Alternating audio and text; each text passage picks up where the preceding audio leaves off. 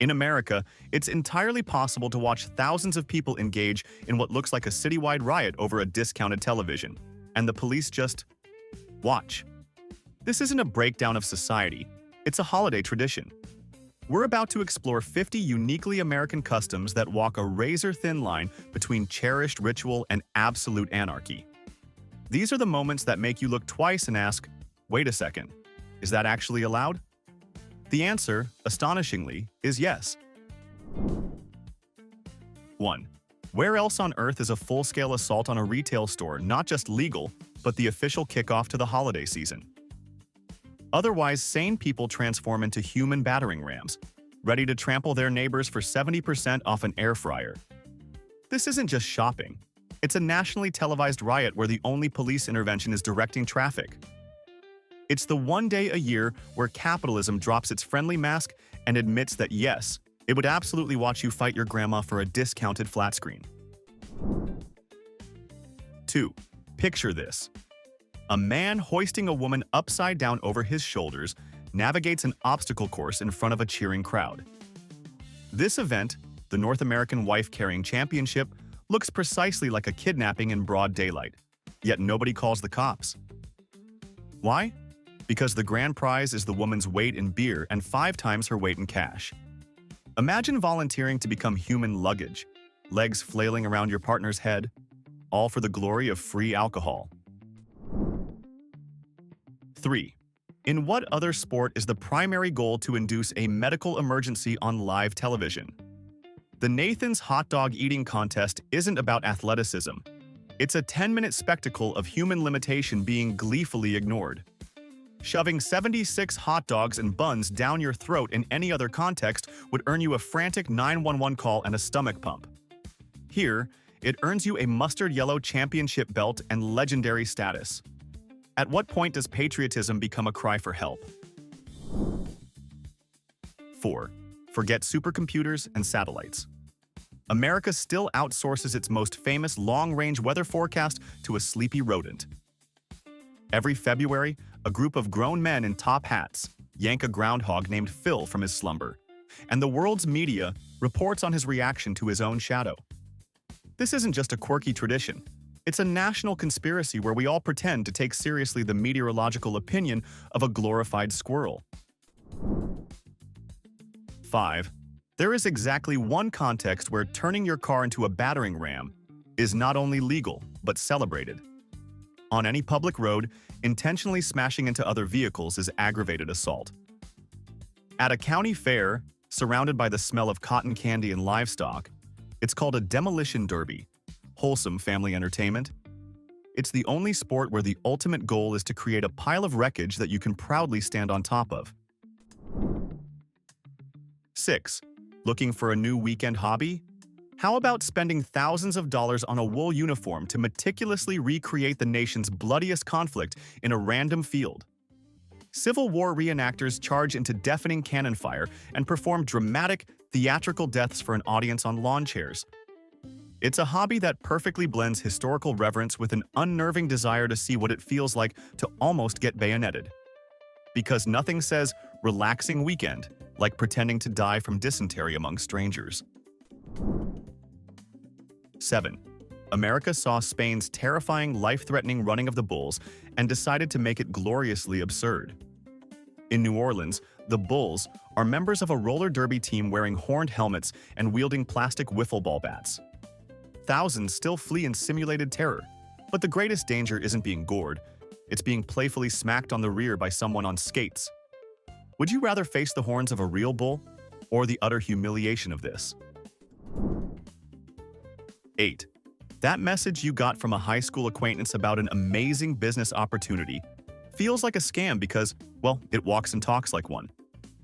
Multi-level marketing is structurally a pyramid scheme with the convenient fig leaf of a product, be it leggings, essential oils, or powdered health drinks. The tradition of monetizing your friendships by pressuring everyone you know into a system designed for them to fail is a cornerstone of American hustle culture, perpetually thriving in a legal gray area. 9. The guiding principle of any American state fair is simple. If you can eat it, you can deep fry it. This isn't a suggestion, it's a challenge. Deep-fried butter, deep-fried soda, deep-fried sticks of bubblegum. These aren't menu items, they are a declaration of war against nutrition and common sense. This isn't just cooking, it's a delicious, golden brown act of defiance against the laws of nature and the advice of every doctor on the planet. 10. Try this tomorrow. Set up a barbecue, a generator, a sofa, and a massive sound system in the middle of a Target parking lot. See how long it takes before you're arrested for vagrancy. But if you do it before a football game, you're not a public nuisance. You're a cultural hero engaged in tailgating. For a few hours, seas of asphalt become temporary cities governed by a single law. You must share your beer, and you must never, ever question the host's questionable grilling techniques. 11. This next tradition has literally started wildfires, caused explosions, and resulted in actual plane crashes. Are we talking about some rogue military exercise? No, we're talking about gender reveal parties. The custom of announcing a baby's gender has escalated from cutting a cake to detonating tannerite bombs filled with colored powder. It's a celebration that combines the joy of new life with the thrill of potentially illegal amateur pyrotechnics. You're not just having a baby, you're producing a Michael Bay film in your backyard. 12. That iconic announcer voice screams, "Sunday, Sunday, Sunday," and you know you're at a monster truck rally. This is an event celebrating the American ideal that bigger is always better, especially when it's crushing something smaller. Here, vehicles the size of small houses, with names like Gravedigger and Maximum Destruction, leap through the air and flatten rows of cars. In any other setting, this is millions in property damage and a public menace. Here, it's not vehicular mayhem, it's wholesome destruction served with a side of popcorn. 13. Each November, the President of the United States, arguably the most powerful person on the planet, participates in a solemn White House ceremony. His task? To grant a full, unconditional presidential pardon to a turkey. The bird, which has been given a name and pampered for weeks, is spared from becoming Thanksgiving dinner. It's a bizarre and hilarious piece of political theater where we all pretend it's totally normal for the leader of the free world to have a formal, televised conversation with a farm animal. 14. Imagine a 5-year-old. Now, put that 5-year-old in a full-length evening gown with a professional spray tan, false eyelashes, and a full set of dental veneers. This isn't a surrealist painting, it's a toddler beauty pageant. This multi-million-dollar industry sees children judged on their poise, beauty, and talent in a way that feels deeply unsettling. It's a world where toddlers have headshots and agents, a spectacle so unsettling it feels like evidence for a criminal trial. Yet somehow it gets prime time on cable. 15. In America, convenience is king, a value that extends even to the most solemn moments of life.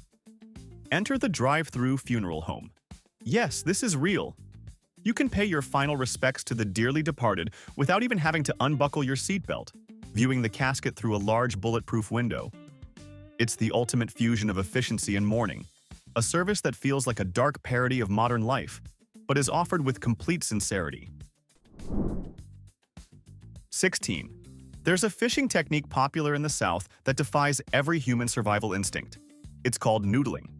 The process involves sticking your entire arm into a dark, underwater hole, hoping a giant catfish mistakes it for food, and then wrestling the creature to the surface with your bare hands. It's essentially volunteering to be bait. It feels less like a sport and more like a dare that went way, way too far. It's fishing, if fishing was invented during a severe head injury. 17. Before you can even go to a high school dance, you must first endure the promposal. This is the tradition where asking someone to prom requires a gesture so elaborate it borders on performance art. We're talking flash mobs in the cafeteria, messages written on rented billboards, or even staging a fake arrest with the help of local police. It's a level of public spectacle where you can't really say no, not when your local police, a rented llama, and a flash mob are already in position. 18. If you walked up to a politician and handed them a suitcase full of cash to influence their vote, you'd go to jail for bribery. But if you're a corporation, you can hire a professional lobbyist to give millions to that politician's campaign, take them on lavish trips, and educate them on policy behind closed doors. This is the tradition of lobbying, a perfectly legal system that ensures powerful interests have a much louder voice than the average citizen. It doesn't just feel illegal, it feels like the definition of it. 19. For 1 week every year, thousands of American college students participate in a bizarre social ritual known as Rush Week. It's a highly structured, high-stakes audition where you try to convince a fraternity or sorority to accept you based on a series of rapid-fire conversations and relentless forced enthusiasm. It's a week-long job interview where the only qualification is being cool. The whole process feels like a reality TV show designed by social scientists to study peer pressure and conformity. 20. How's this for a business model? Offer a 7-pound steak or a bathtub-sized bowl of chili on your menu. If a customer can eat the entire thing in under an hour, it's free. If they fail, they pay a premium and suffer both digestive and public humiliation. These restaurant food challenges are a beloved American tradition. It's a business daring its customers to require medical attention for a shot at a free meal and a picture on the wall of fame. It's gluttony as sport. 21. At the end of a meal in any other developed country, you pay the price on the menu. In America, you engage in a tense, silent negotiation called tipping. This tradition of adding an extra 15 to 25% to your bill isn't legally required, but it might as well be. It's a system that feels like polite extortion, where your server's ability to pay their rent is directly tied to your generosity and your fear of social judgment. It's a voluntary tax held together by pure anxiety.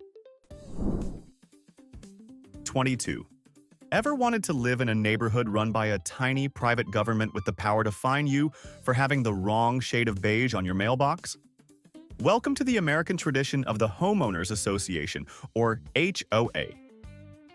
These elected boards of your neighbors can legally dictate the length of your grass, the type of fence you can build, and whether your basketball hoop is aesthetically pleasing. It's a level of micromanagement that feels deeply un-American, yet it governs millions. It's feudalism, but with seasonal decorating guidelines. 23. Once a year, a temporary city of 80,000 people materializes in the Nevada desert for a festival called Burning Man. From the outside, it looks like a full-blown post-apocalyptic cult, complete with mutant art cars, radical self-expression, and the ritualistic torching of a giant wooden effigy. There's no money, only gifting. It's a week-long experiment in organized anarchy that feels like it should be shut down by the National Guard. But instead, it attracts tech billionaires and Silicon Valley CEOs. 24. This tradition transforms millions of regular office workers into obsessive, high-stakes general managers of imaginary sports teams. It's called fantasy football. Grown adults spend hundreds of hours analyzing obscure player statistics, conducting drafts, with more seriousness than a UN summit, and experiencing genuine emotional agony over the performance of someone else's employees. It's a multi-billion-dollar industry that turns grown adults into obsessive, sleep-deprived data analysts of other people's paychecks. 25. How is it possible to win the most powerful job in the world while getting fewer votes than your opponent? In America, it's a tradition called the Electoral College. This isn't a physical place. It's a bizarre, 200-year-old system that filters the popular vote through a winner-take-all state-by-state contest. It fundamentally feels like it violates the core principle of one person, one vote, yet it determines the presidency. It's a system designed in the 18th century that ensures, every 4 years, Americans get a national lesson in complicated math and existential dread. 26. For 3 hours every February, tens of millions of people sit down to watch a football game. But the real event happens when the game stops. Super Bowl commercials are not ads. They are 30-second Hollywood blockbusters, each costing more to produce and air than most independent films. People don't skip them. They watch, rate, and discuss them for days. It's the only time of year when the audience actively complains that the entertainment is interrupting the advertisements. 27. There's a deep-seated American tradition of driving for 6 hours into the middle of nowhere for the sole purpose of looking at something profoundly pointless. This is the pilgrimage to a roadside attraction, the world's largest ball of twine, the biggest frying pan, a museum dedicated entirely to barbed wire. We build monuments to the mundane, celebrating things not for their beauty or historical significance, but purely for their scale. It's a testament to the idea that if something is big enough, it doesn't have to be good. 28.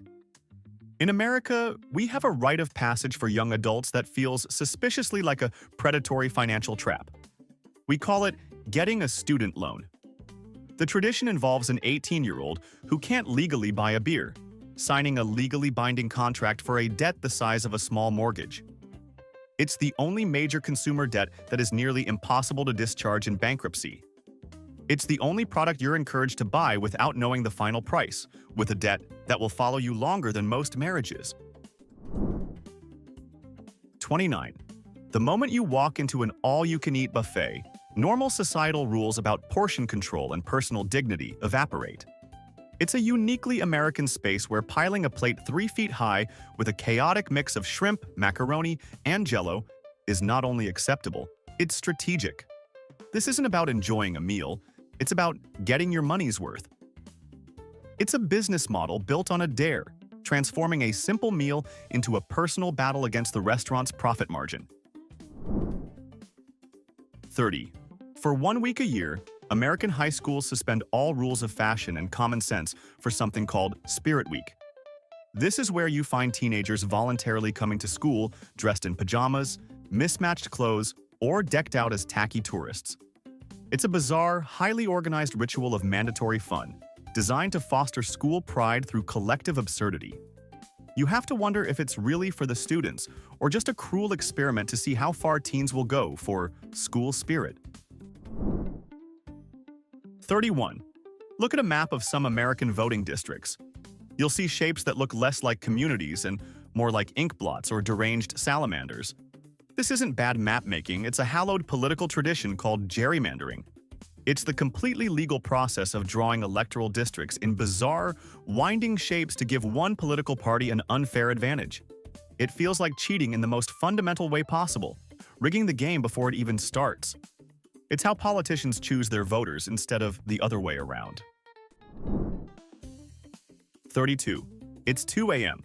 You can't sleep, so you turn on the TV. You're immediately confronted by a host with blindingly white teeth, demonstrating a product that solves a problem you never knew you had. This is the infomercial. It's a 30-minute masterpiece of manipulative marketing, featuring black and white before footage of people failing at basic tasks and the inevitable desperate cry of, "But wait, there's more."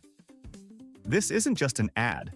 It's a long-form psychological operation designed to separate you from your money for a vegetable chopper you will use exactly once.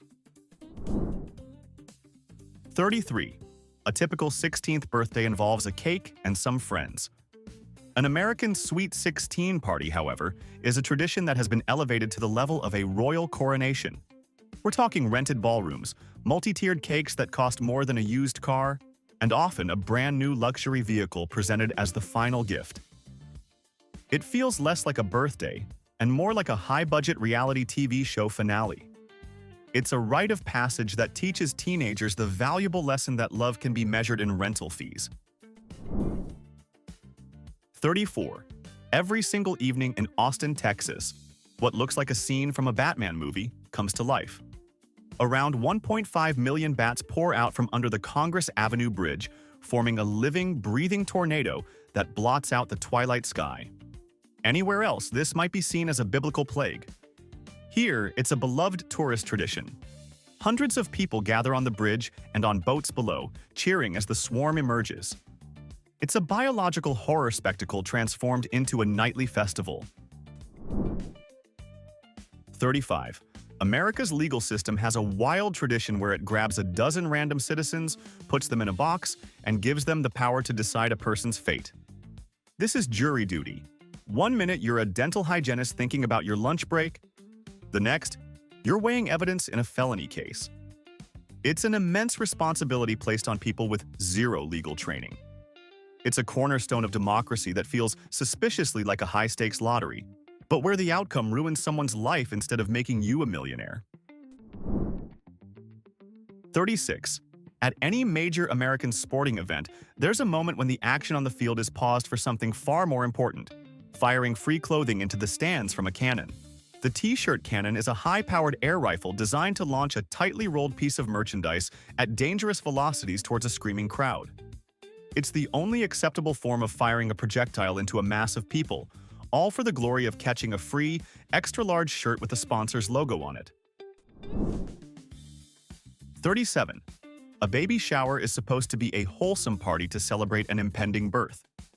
In practice, it's a bizarre, pastel-colored hazing ritual. Guests are forced to play games that feel like they were invented in a fever dream. You might find yourself sniffing melted candy bars in a diaper to guess the brand, or tasting unlabeled jars of pureed food. It's a tradition that feels less like a celebration and more like a series of strange, slightly humiliating tests before you're allowed to join the parent club. 38.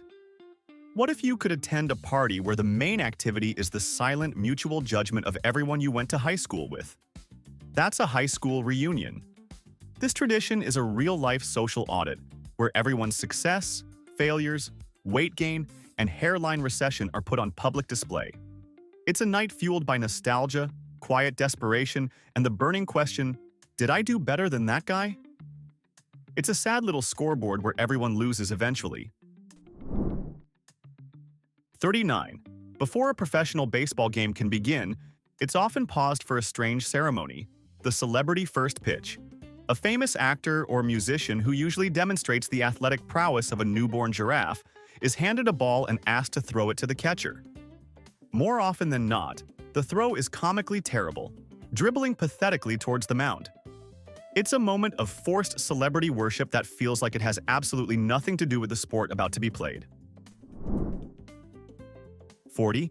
In many cultures, asking your waiter to pack up your unfinished food is considered rude or cheap. In America, it's a non-negotiable part of the dining experience called the doggy bag. Our portion sizes are so famously enormous that it's just assumed you won't be able to finish. The practice is so ingrained that restaurants have entire systems ready for it. It's a subtle but powerful tradition that serves as a quiet admission. We know this is too much food, but we're going to serve it to you anyway. 41. Every morning in public schools across the nation, millions of children stand, place a hand over their heart, and recite a loyalty oath to the national flag. This is the Pledge of Allegiance. While intended to instill patriotism, the sight of uniformed children chanting in unison is a tradition that feels uncomfortably authoritarian for a country that prides itself on individual liberty and freedom of thought. It's a daily ritual that looks more at home in a dystopian movie than a modern democracy. 42. In America, we don't just have school dances, we have entire week-long festivals called homecoming. This tradition involves a parade where teenagers ride on elaborate floats. They built themselves a high-stakes football game and the election of a king and queen from the student body. It's a bizarre, small-scale monarchy based on popularity, a tradition that prepares teens for the important adult skills of pageantry and arbitrary social hierarchies. 43. The yard sale is a cherished weekend tradition where Americans take all the stuff they're too lazy to throw away, artfully arrange it on their front lawn, and invite complete strangers to come haggle over the price of a chipped coffee mug. It's a temporary, unregulated flea market operated out of your own driveway. It's the only time you can sell a broken lamp, a VHS copy of Titanic, and your questionable fashion choices from 2004, and call it a cultural event. 44. You're at a fast food restaurant. You've just ordered a meal that already contains your entire recommended daily caloric intake. The cashier then asks a uniquely American question. Would you like to supersize that? This is the tradition of paying a nominal fee to make an already enormous portion grotesquely larger. It's not just a business practice, it's a monument to the national belief that excess is a virtue. It's an offer that feels less like a deal and more like a challenge to your cardiovascular system. 45. There's a strange, spontaneous ritual that sometimes breaks out when an airplane lands safely after a completely routine flight. Applause. A smattering of passengers will start clapping for the pilots, as if they just witnessed a miracle instead of a highly trained professional successfully doing their job.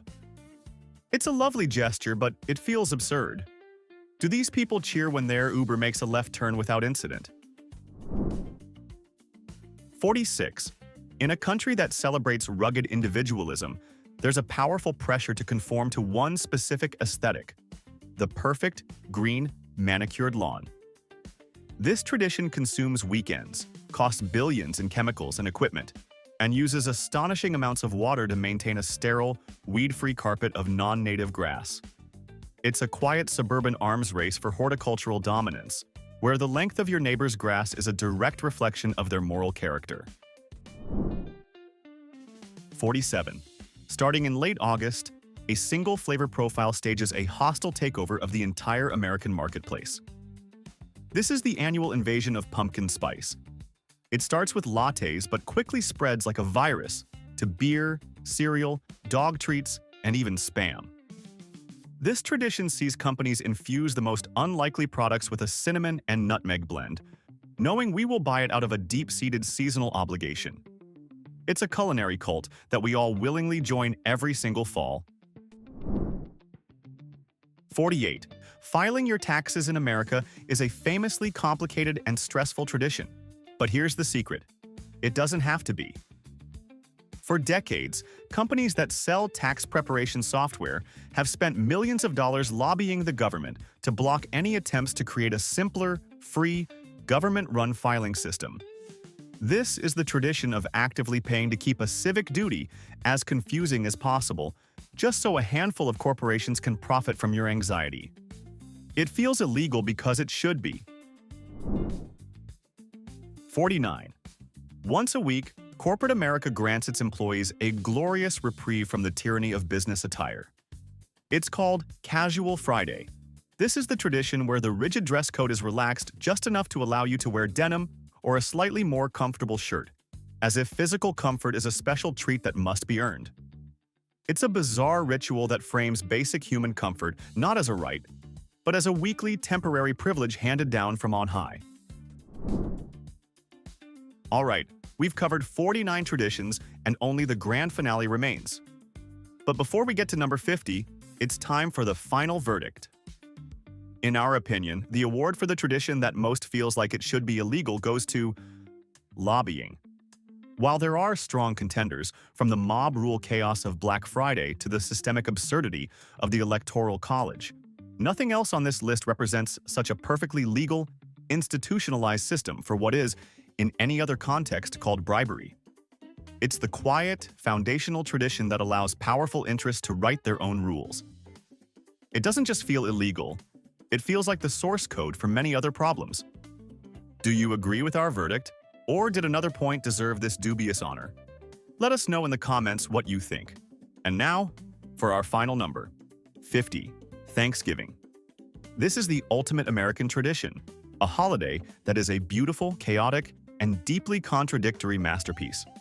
It's a day dedicated to gratitude, which we celebrate by eating to the point of physical distress while watching large men inflict concussions on each other during a football game. We honor a heavily sanitized historical meal of peace and friendship, only to use it as fuel for the full-contact, competitive shopping of Black Friday, just hours later.